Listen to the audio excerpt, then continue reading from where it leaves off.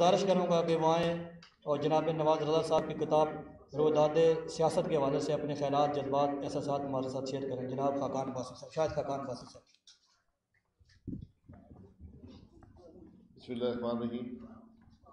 जनाब नवाज़ रज़ा साहब, जनाब मोहतरम नैयर बुखारी साहब, जनाब डॉक्टर साहब, मलिक इब्रार साहब, मुअज़्ज़ज़ ख़वातीन हज़रात, अस्सलाम वालेकुम।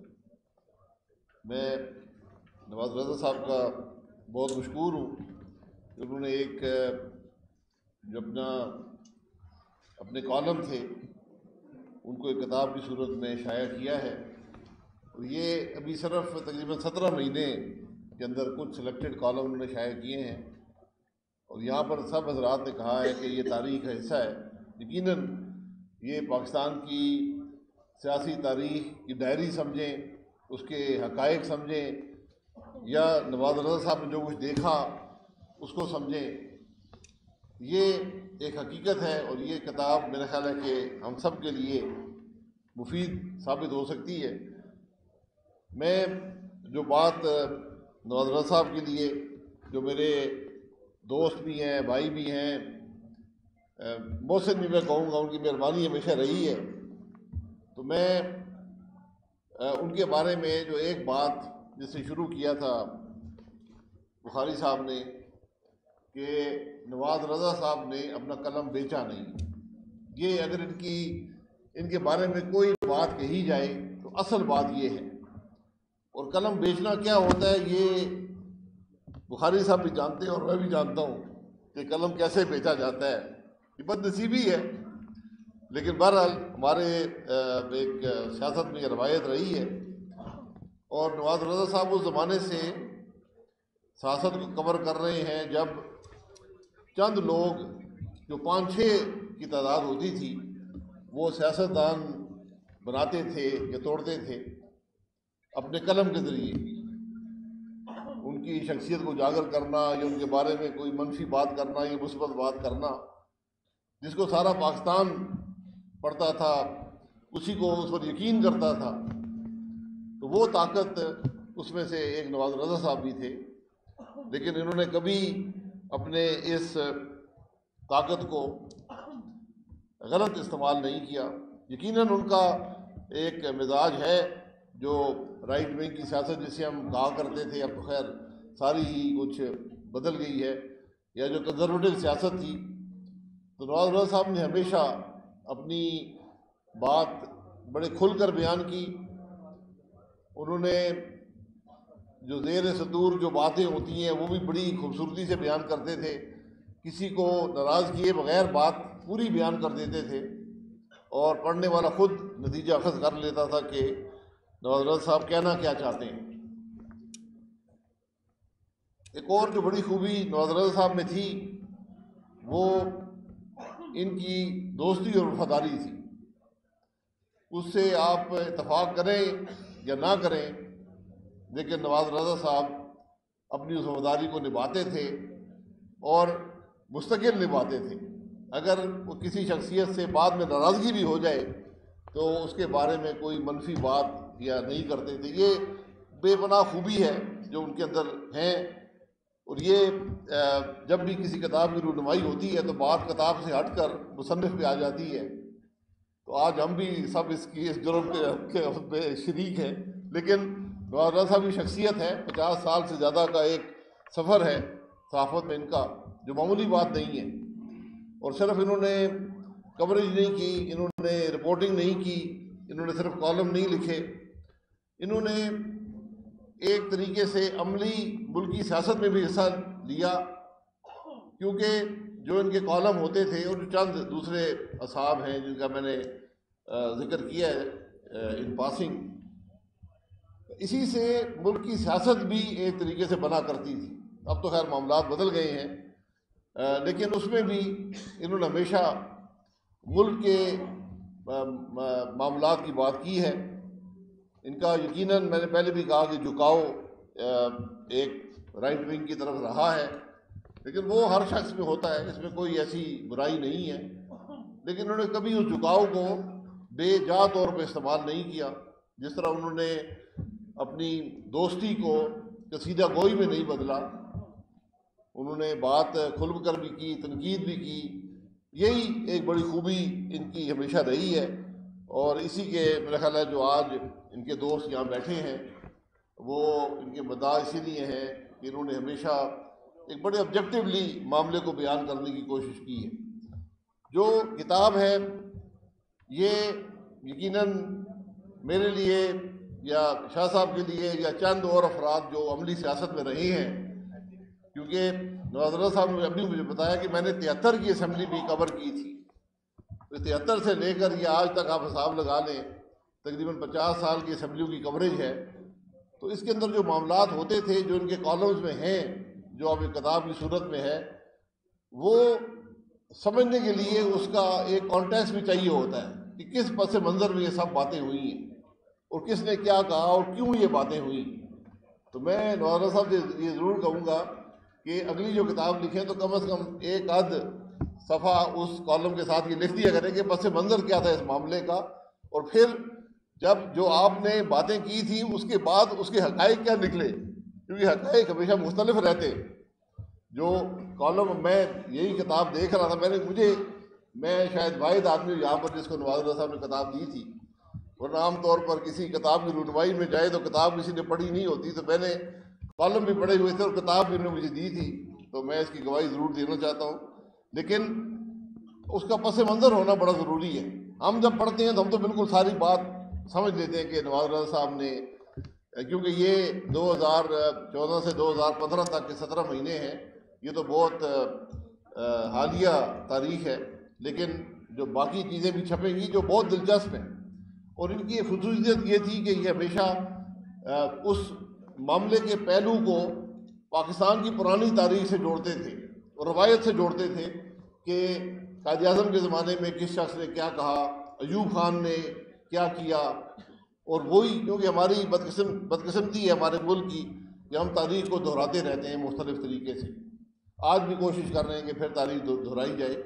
तो वो उस पस मंज़र में नवाज रज़ा साहब हमेशा बयान करते थे कि ये मामला है क्या और इसकी साबिक़ा तारीख क्या है। और आप ये किताब अगर पढ़ेंगे तो इसके अंदर इनकी, क्योंकि कॉलम तो उस वक्त के हवाले से लिखा जाता है, तो कुछ इनकी बातें, बल्कि मैं कहूँगा कि अक्सर बातें जो वो सच साबित हुई, जो तज्ज़िये इन्होंने किए, जो इन्होंने हक़ाइक़ की बात की, तो अक्सर बातें बाद में तारीख़ ने सच साबित की। और यही इनके तज्ज़िये की शायद कामयाबी है कि उन्होंने मामले को ठीक तरीके से देखा, उसको कॉन्टेक्स्ट में रखा और उसको बयान कर दिया, और बाद में वो सब बातें सही साबित हुई। ये एक हकीकत है कि हर मामले के बहुत से पहलू होते हैं, हर हकीकत के बहुत से पहलू होते हैं। कुछ एक शख्स जानता है, कुछ दूसरा शख्स जानता है। अभी तारड़ साहब ने कहा कि किताबें लिखनी चाहिए, तो किताब लिखना जो आदमी सियासत कर रहा हो, अगर शाह साहब हैं या मैं हूँ या दीगर जो लोग हैं, इब्रार साहब हैं, तो हम किताब नहीं लिख सकते। उसकी बुनियादी वजह यह है कि जब किताब लिखेंगे और अगर सही किताब लिखेंगे तो सच लिखना पड़ेगा। उसमें बहुत से दोस्त भी नाराज़ होंगे और उस सच का भी एक पहलू ही आप पर वाज़ेह होता है। उस सच का हर पहलू आपको पता नहीं होता। जो सच मैं जानता हूँ शायद दूसरा आदमी उसे इत्तेफाक ना करे। इसलिए ये बहुत मुश्किल होता है कि अगर आप अमली सियासत में हो और रहते हुए किताब लिखें। जो किताबें लिखी गई हैं अगर आप उनको पढ़ें तो वो शख्स ने अपनी ही तारीफ़ें उस किताब के अंदर लिखी हैं। उसने किसी दूसरे के बारे में कोई ऐसी बात नहीं लिखी जो तारीख़ का हिस्सा बन सके। मैंने तकरीबन ये तमाम किताबें जो पाकिस्तान में मुख्तलिफ़ अफराद ने जो ओहदों पर रहे हैं लिखी हैं, वो पढ़ी हैं। और मुझे ये दुख होता है ये बात कहते हुए कि एक जनरल गुल हसन साहब ने किताब लिखी है जो शायद यहाँ किसी ने ना पढ़ी हो। वो हक़ाइक़ पर मबनी है। वो वाहिद किताब है कम से कम अस्करी मामलात पर जिसमें उस शख्स ने हकीकत बयान की है और बड़ी खुल कर बयान की है। और वो किताब कम से कम जो बुक स्टोर है उनसे गायब है। तो यही उसकी कामयाबी की दलील है कि वो किताब मिलती नहीं है। दूसरी असद दुरानी साहब ने किताब लिखी जिसके अंदर बहुत सी गलतियां कम से कम मैं महसूस करता हूँ हैं, लेकिन उन्होंने बहुत से हक़ाइक़ भी लिखे। और ये भी हमारी बदकिस्मती है कि वो किताब पाकिस्तान में ना छप सकी, वो बाहर से छप कर यहाँ पर आई है। तो ये मुश्किल है हमारी कि हमारी तारीख ही आवाम से पोशीदा है। हम तारीख हासिल करते हैं नवाज रज़ा साहब के कॉलम से, हम तारीख हासिल करते हैं किसी और की बातों से या उन किताबों से जिनके हक़ाइक़ से कम अज़ कम मैं इत्तेफाक नहीं करता, या जो कम से कम मेरी नॉलेज में हकीकत है वो उस किताब में बयान नहीं की गई। तो ये बहुत सी बातें, और हमारी मुल्क की बड़ी दिलचस्प हिस्ट्री है। तो मैं इसलिए कहता हूँ कि हमें एक दिन एक ट्रूथ कमीशन बनाना चाहिए, बनाना पड़ेगा मेरे ख्याल में, अगर जो तारीख सही लिखी जाए कि उसमें तमाम हक़ाइक़, हर शख्स जो उस मामले के बारे में कुछ जानता है वो डॉक्यूमेंट हो जाएँ और फिर अवाम खुद फैसला कर लें कि हकीकत क्या है। क्योंकि हमने तो बदकिस्मती से जो भी करिकुलम भी बनाए हैं, अगर आप उन करिकुलम को पढ़ें जो बच्चों को पढ़ा रहे हैं कि हमारे मुल्क की तारीख क्या है, वो भी बदनसीबी है कि उसमें बहुत बड़ी बड़ी इस मुल्क के मामलात जो हैं वो गायब कर दिए गए हैं। तो ये तारीख, मुल्क इस तरह आगे नहीं बढ़ते। मुल्क ऑब्जेक्टिवली अपने मामलात को देखते हैं कि किसने क्या किया, क्योंकि जो सियासी लीडर होते हैं ये अवाम की प्रॉपर्टी होते हैं, उन पर तनकीद करना जायज़ होता है, उन पर कोई बात करे। मुझे एक दफ़ा किसी ने जनरल ज़िया-उल-हक पे बहुत तनकीद की, मेरे ख्याल बुखारी साहब भी शायद होंगे, इनके दोस्त होंगे असम्बली के अंदर, तो एजाज़ुल हक साहब भी वहाँ मौजूद थे। तो किसी ने एजाज़ुल हक साहब को कहा जनाब आप इसकी नफ़ी करें, आप इसको तरदीद करें। उन्होंने कहा कोई तरदीद, एजाज़ुल हक साहब ने कहा कि कोई तरदीद की ज़रूरत नहीं है, मेरे वालिद साहब थे, वो तारीख का हिस्सा है, उन पर अवाम अपनी राय दें, इज़हार राय करें, मुझे कोई इस बात से गिला किसी से नहीं है, हर शख्स अपनी राय का इज़हार कर सकता है। तो ये मामलात हैं जो जिनमें नवाज रज़ा साहब ने अपना हिस्सा डाला है, लेकिन बहुत से औरों को भी हिस्सा डालना पड़ेगा। और अभी क्योंकि ये बात एहतसाब की चल पड़ी है, तो मैं मुकम्मल तौर पर इस बात का पर यकीन रखता हूँ कि जो आदमी भी मुल्क के मामलात में हिस्सा लेता हो, जिसके फैसलों से, जिसके अमल से पूरे मुल्क के अवाम पर असर पड़ता हो, उसका एहतसाब होना लाजमी है। लेकिन एहतसाब जो हो फिर सबका होना चाहिए। सियासतदान का एहतसाब तो हर रोज़ नवाज रज़ा साहब भी करते हैं, वो टीवी वाले भी करते हैं, फिर हर 5 साल के बाद इलेक्शन में भी एहतसाब होता है। और एहतसाब के कवानीन जो हैं, पूरी हमारी एक तारीख है, जब से पाकिस्तान बना है, पहले एक पोडा था, फिर एक परोडा था, फिर एक एब्डो आ गया, फिर पता नहीं और क्या आ गया, अब ये नैब आया हुआ है। तो नैब के बारे में मैं सिर्फ ये कहूँगा कि जो कानून एक ऐसे शख्स ने बनाया हो जो अवाम का मुंतखब नुमाइंदा ना हो, जो जो जो कानून उसमें खुद जिसका लागू ना हो, और जो अशखास वो एहतसाब पे लगाए उन पर भी वो कानून लागू ना हो, तो कैसे मुल्क का निज़ाम, कैसे, ये कौन सा एहतसाब है कि ना कानून बनाने वाले उस एहतसाब के अमल में आए हैं, ना उसको चलाने वाले उस एहतसाब के अमल में आए हैं।